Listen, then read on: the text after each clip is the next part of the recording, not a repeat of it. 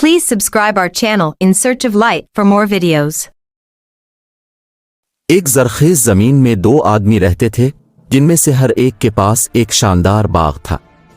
ये बागात आम नहीं थे। वो अंगूर की बेलों समेत मुख्तलिफ फलों से सरसब्ज थे और लंबे हिफाजती खजूर के दरख्तों से घिरे हुए थे। बागात में से एक नदी बहती थी जो पौधों को परवरिश देती थी और उनकी खूबसूरती में इजाफा करती थी।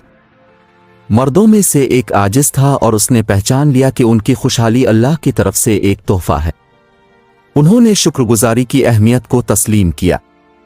दूसरा आदमी मगरूर था और उसे यकीन था कि उसकी कामयाबी सिर्फ और सिर्फ उसकी अपनी कोशिशों और इल्म की वजह से है।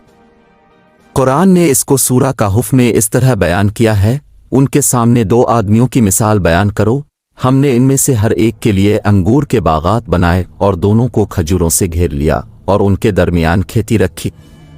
ये दोनों बागात शानदार थे, मुख्तलिफ फलों से भरे हुए थे और दरिया ने उन्हें देखने के काबिल बना दिया था।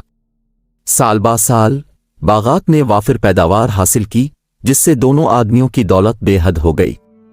वो अक्सर अपने बागात में चहल कदमी करते, सरसब्ज फलों और परसुकून माहौल से लुत्फ अंदोज होते।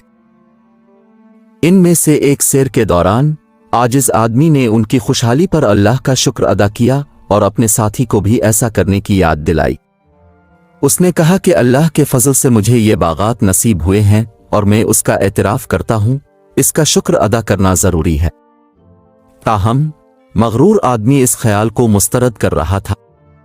उसने जवाब दिया कि ये सारी दौलत मेरे पास अपने इल्म और मेहनत की वजह से है, मैं नहीं समझता कि मैं इसे किसी और की तरफ क्यों मंसूब करूं।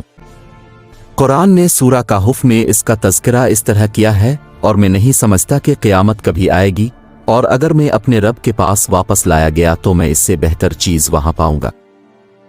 उनके मुख्तलिफ रवैयों के इम्तिहान और नतीजा के तौर पर अल्लाह ने एक आफत भेजने का फैसला किया। अल्लाह के गज़ब ने बाग को तबाह कर दिया और इसे बंजर और बेजान कर दिया। एक बार फलने फूलने वाला बाग सूखा हुआ बाकी रह गया था। इसमें से जो दरिया बहता था वो चलना बंद हो गया। आजिज आदमी अपने ईमान और अल्लाह की रज़ा को तस्लीम करने पर साबित कदम रहा। उन्होंने कहा, यह अल्लाह की तरफ से एक आजमाइश है और हमें सब्र से रहना चाहिए और अपने शुक्र का इजहार करते रहना चाहिए, चाहे हालात कुछ भी हों। दूसरी तरफ मगरूर आदमी नदामत और मायूसी से लबरेज था। इसे अपनी गलती का एहसास हुआ और उसने तस्लीम किया कि इसका माल दर हकीकत अल्लाह की तरफ से एक नेमत है। कुरान ने इसको सूरा कहफ में इस तरह बयान किया है कि वो इस पर हाथ फेरने लगा जो उसने इस पर खर्च किया था, जबकि वो अपनी टांगों पर गिरा हुआ था, और कहने लगा कि काश मैंने अपने रब के साथ किसी को शरीक न किया होता। जैसा कि कुरान में मज़कूर है, ये कहानी एक गहरा सबक रखती है। ये तकब्बुर, नाशुक्री और अल्लाह की रहमत को नज़रअंदाज करते हुए अपनी कामयाबी को सिर्फ और सिर्फ ज़ाती कोशिशों से मंसूब करने के नताइज को वाज़े करता है। मुतकब्बिर इंसान के बाग पर आने वाली आफत मादी दौलत की आर्जी नौयत और नेमतों को अल्लाह की तरफ से तोहफे के तौर पर पहचानने की अहमियत की याद दहानी है। मज़ीद बरा इस बात पर जोर देता है कि अल्लाह के मुकाबले में किसी को अपनी मदद करने की ताकत नहीं है। ये कहानी तकब्बुर और नाशुक्री के नताइज और अल्लाह की अता करदा नेमतों के लिए आजिज़ी और शुक्रगुजार रहने की अहमियत की एक ताकतवर याद दहानी का काम करती है। ये तकब्बुर और गलतियों के बावजूद भी सच्चे दिल से तौबा करने और अल्लाह से मुआफ़ी मांगने के इम्कान को उजागर करती है।